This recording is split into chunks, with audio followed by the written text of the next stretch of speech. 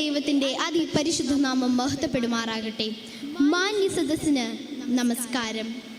പരിശുദ്ധ യാക്കോബായ സുറിയാനി സഭയുടെ അന്ത്യോക്യ സിംഹാസനവുമായുള്ള ലൈംഗിക ബന്ധം ചോദ്യം ചെയ്യപ്പെട്ടപ്പോൾ സത്യവിശ്വാസത്തെ സംരക്ഷിച്ച് ഭക്തിയുടെ നിറകുടമായി പ്രശോഭിച്ചിരുന്ന ഒരു പുണ്യ പിതാവാണ് പെരുമ്പിള്ളി തിരുമേനി എന്ന നാമധേയത്തിൽ അറിയപ്പെടുന്ന പറപ്പള്ളിൽ ഗീവർഗീസ് മോർ ഗ്രിഗോറിയോസ് മെത്രാപ്പൊലീത്ത.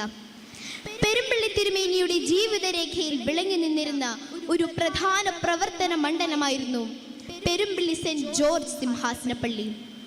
അതുകൊണ്ട് തന്നെ ഇന്ന് കൊഹനെ ഞായർ ദിനം പരിശുദ്ധ യാക്കോബായ സുറിയാനി സഭയും പെരുമ്പിള്ളി പള്ളിയും പുണ്യശ്ലോകനായ പെരുമ്പിള്ളി തിരുമേനിയും എന്ന വിഷയത്തെപ്പറ്റി സംസാരിക്കുവാൻ ഏറ്റവും ഉചിതമായ ഒരു സ്ഥലവും സന്ദർഭവും ഇതുതന്നെയാകുന്നു.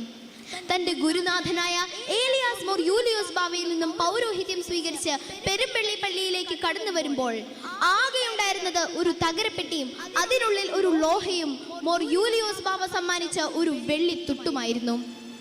ആ കാലഘട്ടത്തിൽ മൺഭിത്തിയുമായി ഓലമേഞ്ഞിരുന്ന ഒരു ദേവാലയം ഇന്ന് ലോകമറിയപ്പെടുന്ന ഒരു തീർത്ഥാടന കേന്ദ്രമായി മാറിയത് തിരുമേനിയുടെ അശ്രാന്ത പരിശ്രമം മൂലമാണ്. മലങ്കരയുടെ മണിനാഥമെന്നും ദേവമാതാവിന്റെ കിന്നരമെന്നും അറിയപ്പെടുന്ന തിരുമേനി രചിച്ച മധ്യസ്ഥ പ്രാർത്ഥനകളും ഗീതങ്ങളും തിരുമേനിയുടെ രചന വൈഭവത്തിന്റെ ഉത്തമ ഉദാഹരണമാണ്. 2 തിമോത്തിയോസ് 4:7 പറയുന്നത് പോലെ, ഞാൻ നല്ല പോർ പൊരുതു, എന്റെ ഓട്ടം തികച്ചു, എന്റെ വിശ്വാസം ഞാൻ സംരക്ഷിച്ചു.